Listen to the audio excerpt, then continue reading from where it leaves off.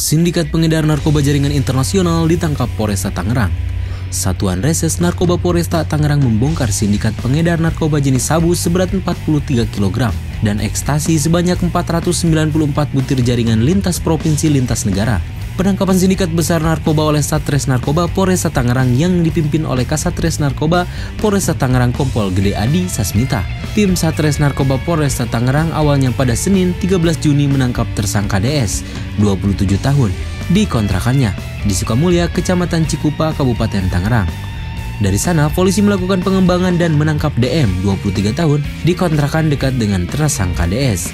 Petugas menemukan sabu sebanyak 17,65 gram. Penyidik Satres Narkoba Polresta Tangerang bersama penyidik Dit Narkoba Polda Banten mengembangkan penyelidikan ke pemasok terbesar di Pasar Kemis, Tangerang.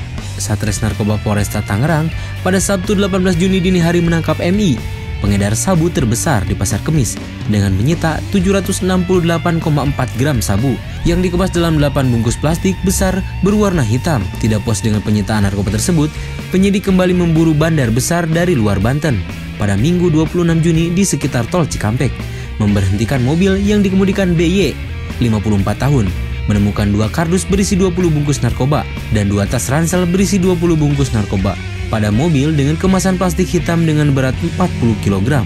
Memang diawali dari penangkapan kecil di Cikupa.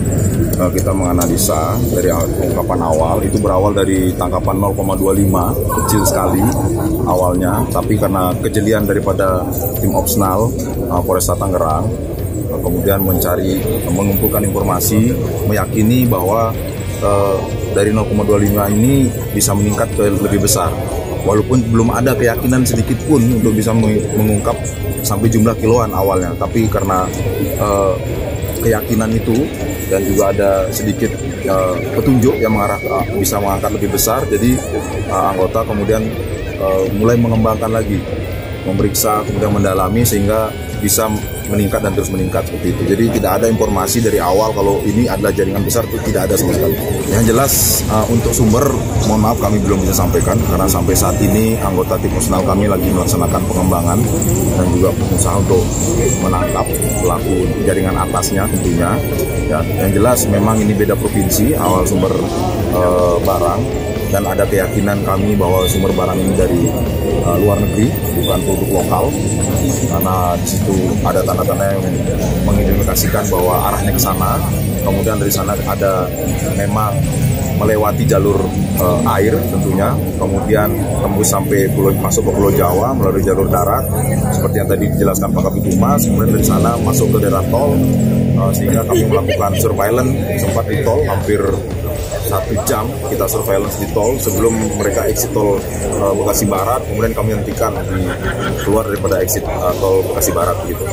Tidak kenal karena ini yang biasanya dilakukan memang jaringan adalah sindikat terputus.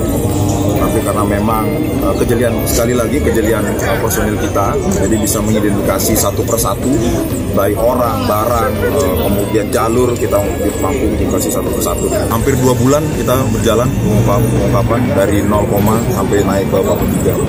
Kalau sementara hampir 6 bulan, kalau pengakuan dari saudara Budi, hampir 6 bulan sampai dengan saat ini. Tidak.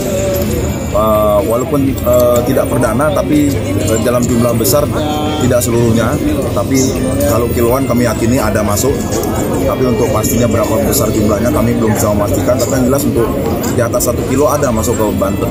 4 kali peredaran semuanya ada turun di Bekasi, ada di Tangerang, ada di Jakarta. Nah, saat ini masih kita dalami kembali.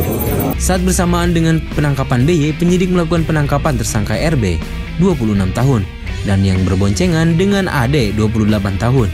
Di salah satu perumahan di Bekasi, polisi kembali menemukan sabu seberat 241,89 gram dan 494 butir ekstasi. Tersangka dijerat dengan pasal berlapis, yaitu pasal 112 ayat 2, pasal 114 ayat 2, dan pasal 132 Undang-Undang Nomor 35 Tahun 2009 tentang narkotika dengan ancaman pidana minimal 12 tahun penjara. Dalam penyelidikan selanjutnya, tersangka juga dijerat tindak pidana pencucian uang pasal 137 Undang-Undang Nomor 35 Tahun 2009.